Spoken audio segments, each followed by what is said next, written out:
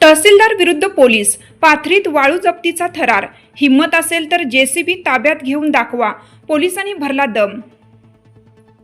गोदावरी पात्रातील अवैध वाळू उपशावर परभणीचा महसूल विभाग आणि बीड जिल्ह्यातील परळी पोलीस यांच्यात बुधवारी पहाटे हाय व्होल्टेज ड्रामा पाहायला मिळाला। तुमच्यात दम असेल तर जेसीबी घेऊन दाखवा, असा थेट सज्जड दम परळी पोलिसांनी पाथरीचे तहसीलदार भारत गंगावणे यांना भरला। मात्र कोणत्याही दबावाला बळी न पडता कारवाई करत तहसीलदारांनी अवैध वाळू उत्खननासाठी वापरली जाणारी जेसीबी आणि ट्रॅक्टर जप्त केले। दोन जिल्ह्यातील दोन बड्या यंत्रणांमधील हा संघर्ष आता थेट परभणीच्या जिल्हाधिकाऱ्यांच्या कोर्टात पोहोचला असून या प्रकरणाची दोन्ही जिल्ह्यात जोरदार चर्चा सुरू आहे।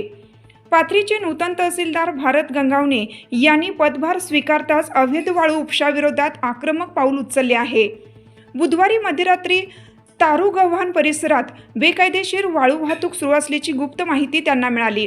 त्यानुसार महसूलचे पथक पहाटेच्या सुमारास घटनास्थळी पोहोचले। तारुगव्हाण येथे वाहतुकीच्या संदर्भात आम्ही घटनास्थळी पथकासह गेलो होतो, मात्र तत्पूर्वी त्या ठिकाणी बीडच्या पोलिसांनी आमच्या हद्दीत येऊन कारवाई केली।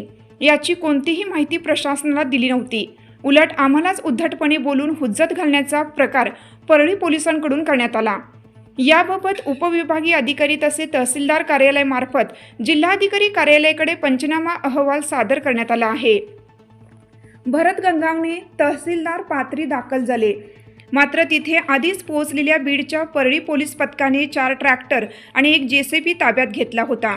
यावेळी आमच्या हद्दीत कारवाई करताना स्थानिक प्रशासनाला पूर्वकल्पना का दिली नाही आणि वाहने ताब्यात घेऊन 10 तास उलटले तरी पुढील कारवाई का केली नाही, असा थेट जाब तहसीलदारांनी विचारला। यावर पोलिसांनी सहकार्य करण्याऐवजी उद्धटपणे हुज्जत घालत तहसीलदारांनाच आवाहन दिले। कायदा लाईव्ह बातमीसाठी परभणी जिल्हा प्रतिनिधी शेख अजहर हादगावकर, संपादक सौदागर मोहम्मद रफी।